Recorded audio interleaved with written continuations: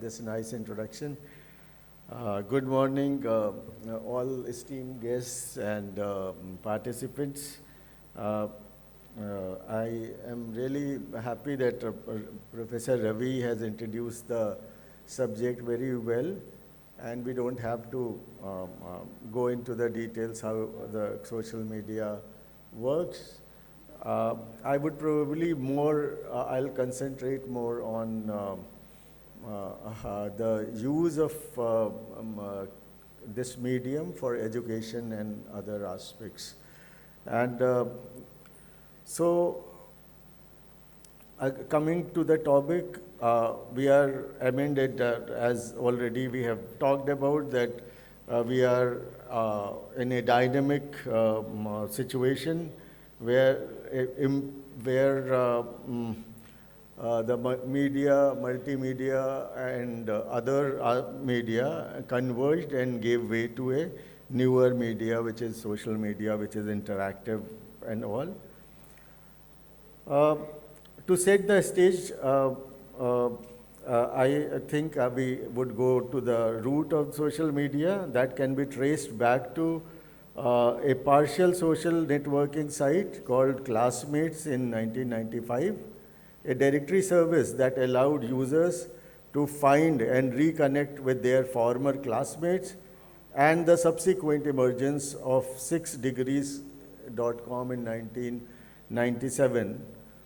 Over the last 2 decades, social media has evolved from a means of staying in touch to a primary source of news and information about political, social, economic issues, and also a platform for businesses. During the last 2 decades of social media era, researchers have discovered and in many cases argued for the advantage of social media can bring or could bring to different spheres, including education. The available literature on social media use, like Nadkarni and Hoffman in 2012, observe that the use and continuing use are driven by 2 primary needs: the need to belong and the need for self-presentation. Ederson in 2018 argues that these compelling reasons are fanned by the design feature of the software itself, contributing to the addictive use of social media. We all remember Marshall McLuhan in 1964 noted that the media are first used to replicate tasks previously undertaken with other media. This is amply relevant in the context of the users who are active participants in social media cultures, creating user-generated content, and are now empowered to create multimedia art using photos, videos, and audio, and upload these to various digital platforms.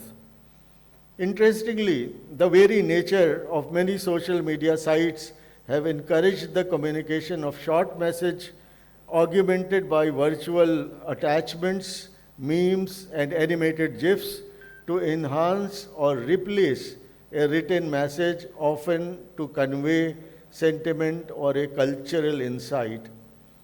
In the context of education, it is crucial to acknowledge that it does not exist in isolation, but in deeply intertwined with social and technological contexts. Teachers and students are increasingly exposed to new affordance offered by social networking tools. As someone advocating for technological innovation in education for over 4 decades, I both appreciate and approach the pervasive use of these tools with some apprehension. The researchers are beginning to understand and appreciate the design and value that integrating informal social media tools adds to formal education, like noticed by Sarkowski in 2016. As a long-term advocate for technological-based innovation in education, I am pleased but apprehensive about the pervasive and increasing use of these tools in education. As with the introduction of any tool in education, we need to examine the evidence for both its effectiveness and the challenges associated with its use. Research happening on social media usage in campus-based, distance, and blended learning context that effect suggest significant educational benefits, and we have evidence and imperial studies. So I'm listing these. Number one, that opportunities and support for collaborative and cooperative learning. Number two, awareness of and potential interaction with others, especially affecting multicultural exposure and learning opportunities. Number three, enhanced media digital literacy, including the development of critical media literacy. Increased informal participation in institutional and social activities.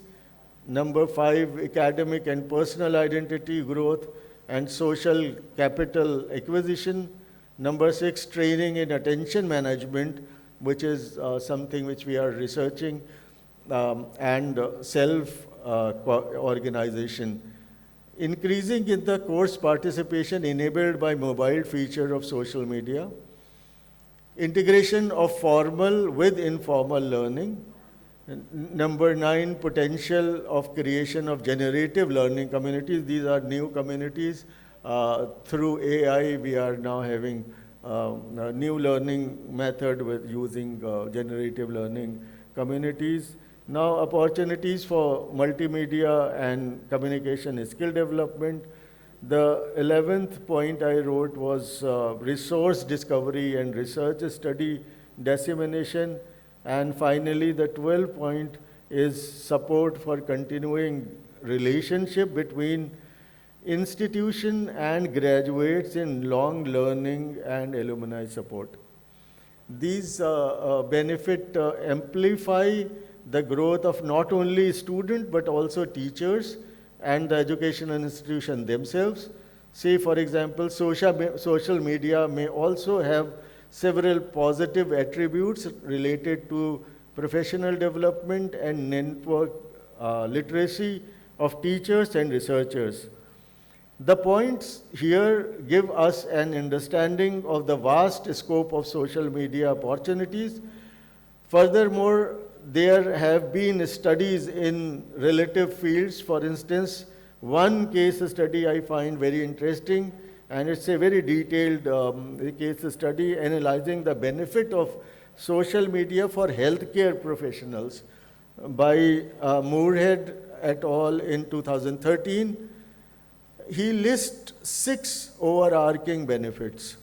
One, increased interaction with others. Number 2, available, shared, and tailored information. Number 3, increased accessibility and widening access of health information. Number 4, peer, social, and emotional support. Number 5, public health surveillance. And finally, number 6, potential to influence health policy. These same benefits are potentially and indeed likely to transfer to other professionals as well. A common saying among education technology educate is that it is not what you got, it is what you do with it. The onslaught of social media provides many tools that have inspired a host of innovation and innovative educational activities and models. As these tools are convergent and regularly adding new capabilities and capacities, it is nearly impossible to generalize effort across multiple tools and contexts in which they are used.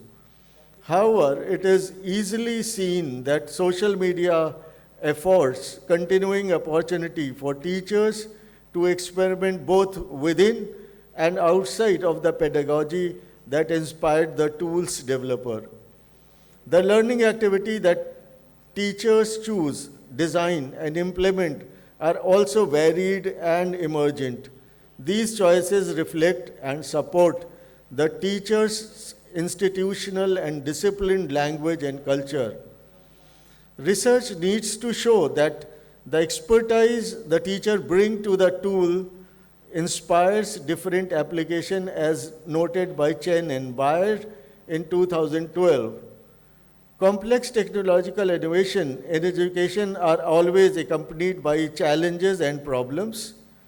The absorption of social media for learning is arguably somewhat ad hoc. Under unpredictable, complex, and often focused on pockets of innovation driven by enthusiasts. It is important to note that social media adds more than just going online to formal education. Adding social media component increases the potential value by enabling the personalization of their learning experience to their own interest, their own learning goals, and their own preferences in terms of participation and on creating online communities and social media platform. Nevertheless, widespread use of social media indicates that exposure to the technology itself is high, while awareness of how and how importantly use social media in foreign education is much lower. For a considerable amount of time, critical thinkers have suspected that the inherited commercial bias of social media with a business model based upon promoting campaigns, consumption of advertisement, goods and services, it is unsuitable for educational use. This claim is perhaps unfairly attributed to social media, given the predominance of advertising revenue in all mass media used in education, from many academic journals to newspaper and television. They all run on advertising money. However, no one wants to use the data trail created by ourselves. On the other hand, we may find exchange of our time and our data is a small cost for a obvious educational benefit. We have to debate that and understand the pearl and advantages of both. There are burning issues of data security and privacy. Education has an unparalleled opportunity to monitor and improve its own practices. Teachers have new ways to connect with the students. However, the cost of these benefits currently is a reduction in privacy and user control, continuous profiling these people who are using these sites. Harari in 2018, in his third book in a series of Homo sapiens evolution, describes the increasing value of data collected from social media tools and use of artificial intelligence-based tools to analyze and act upon this data. Harari contends that the day is fast approaching when algorithm will know more about the factors that guide our decision making, like our health and our wealth and our aspirations and our limitations, than we know ourselves. The increasing complexity of these algorithms, coupled with the aggregation of data into large central repository, placed us as both beneficiaries and victim of decision making by forces outside of individual control, a challenge that strikes at the very foundation of our liberal democracies. In her 2019 book, The Age of Surveillance Capitalism, Zeboff explains about the economic value of this data in the era of attention economy. These are areas that require critical engagement. As for the personal example, many times I'm tempted to eliminate my use of popular social media platform. However, I value the insights from others that are shared in the particular group and the resources and ideas shared by them. I appreciate the notifications that prompt my participation and engagement in learning. Value is created at the cost of my attention. Thus, drawing a context from these, we need to understand that value can be extracted from the resulting data in the future is currently unknown and of concern both for civil discourse and personal and institutional privacy. Some of the critical reviews suggest that the social media is not conducive to education as it contains an explicit bias toward homogeneity and lacks the critical component of disagreement and discourse. Finally, we media educator and learner need to think deeper on these lines and trying to come up with concrete effective measures of how to make social media a strong learning platform other than networking. As we navigate these challenges, it is essential to recognize that the benefit of social media come at a cost, particularly in terms of privacy and user control. Critical engagement with these issues is paramount. In conclusion, while social media holds immense potential for education, we must think deeper and devise effective measures to transform it into a robust learning platform.